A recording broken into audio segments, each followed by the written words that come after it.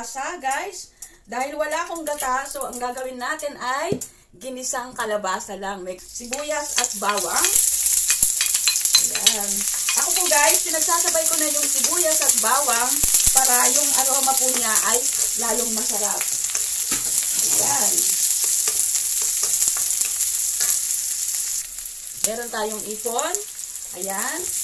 Pag nag-brown na, ilagay na natin yung ipon or shrimp, guys. Ayan. Ako guys, ayoko nung yung masyadong mapula yung sibuyas kasi pumapait, nag-iiba ang lasa. So tamang-tama lang naman lang tayong sibuyas at bawang.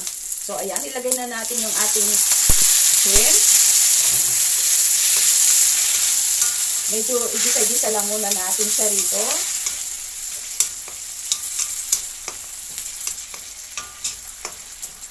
Lalagyan natin siya ng konting paminta. Ayan. Meron tayong garlic granules dito, guys. Medyo puno siya. So, lalagyan natin ng isang kutsarang garlic granules, guys. Kasi, ang garlic granules, guys, ay dried garlic na to. Pero, dahil meron na akong raw garlic dito na nilagay, mas lalo pa siyang sasarap sa ating, garlic granules. Ayan. At dahil wala akong asin, actually guys, hindi ako gumagamit ng asin pag ako nagluluto. Garlic herbs lang ang ginagamit ko. Ayan, garlic herbs. Ito ay kumpleto na guys, asin, kumpleto siya, garlic, herbs, nandito na lahat siya at nagpapasarap sa ating lutuin. Hindi mo na kailangan lagyan ng bechin.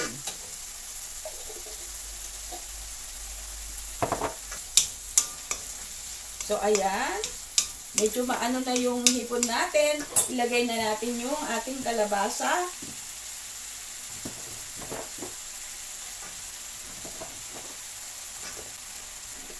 At yung ating string beans. Ayan. Pataluin na natin.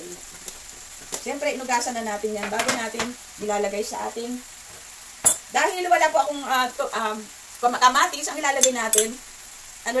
dalawang kutsara lang na tomato sauce. Ito po yung tomato, filled po ito. Hindi po siya yung tomato sauce na may matamis. Hindi po. Talaga natin siya ng konting-konting tubig lang, guys, para lang maluto ng gusto yung ating gulay. Kasi ako pag nagluluto ng gulay, guys, hindi ako naglalagay ng tubig. Kaya lang, kasi matagal maluto ang kalabasa, so kailangan mo ng konting tubig dito. So, haluin mo lang siya ng konti. Pagkatapos ay tatakpan mo na siya para maluto yung ating gulay. Ang bango na guys, hindi pa man. Meron akong sili dito guys. Ayan na natin ilagay. Takpan muna natin. At meron tayong spinach dito. Ayan ang ating spinach na galing sa ating garden. Ayan. At tingnan nyo guys, ang lalaki ng daon ng spinach dito. Tingnan nyo, ang lalaki, diba? Ayan.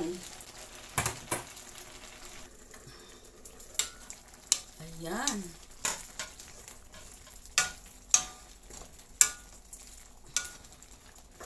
Gusto ko sa gulay guys, walang masyadong sabaw siya. Pero, syempre pag marami kang anakis, kailangan may sabaw yung niluluto mong gulay.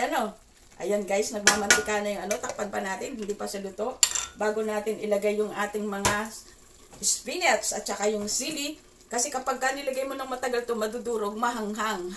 So, kasi yung partner ko guys, hindi mahilig sa manghang. So, kailangan, uli mo na siyang ilalagay. At inininahan ko lang yung apoy niya para maluto ng gusto yung gulay. Hindi nabibigla. Ayan, luto na. Sarap ng itsura guys. So, kita nyo ba guys, yung aking ginigisang kalabasa. Ayan.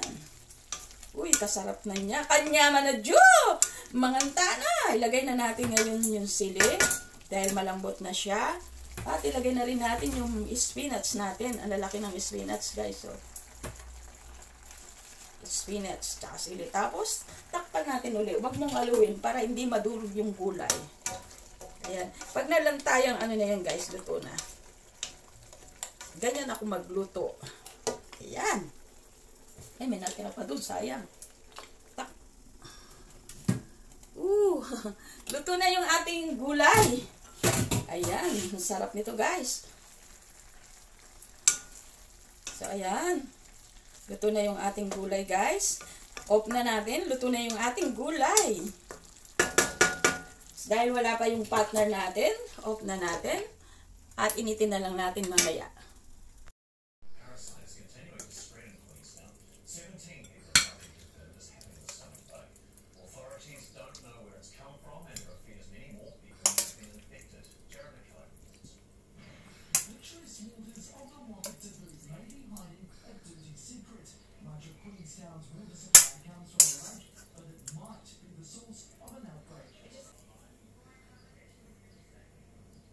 Ginisang kalabasa with shrimp. Ayan.